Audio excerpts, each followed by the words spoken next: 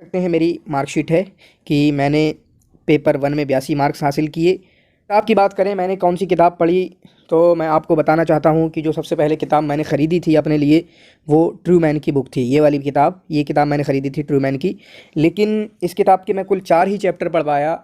यानी कौन से chapter, teaching aptitude, research aptitude और इसी तरह आईसीटी और कम्युनिकेशन। लेकिन मुझे ये किताब कुछ खास नहीं लगी, क्योंकि इस किताब के पढ़ने के बाद, चैप्टर पढ़ने के बाद भी जब मैंने पीवाईक्यूज़ को हल किया यानी प्रीवियस ईयर क्वेश्चंस को हल किया तो मुझे वो चीज़ नहीं मिली।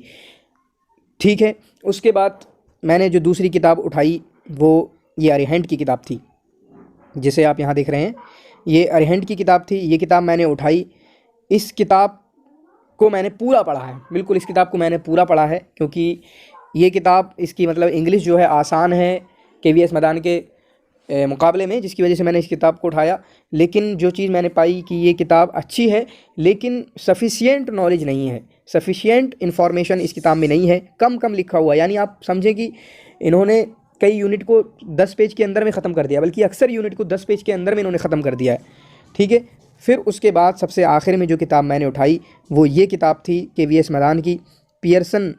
जो ये वाली किताब मैंने ख़रीदी थी, ठीक है, ये वाली किताब मैंने ख़रीदी पियर्सन से, केवीएस मदान की किताब।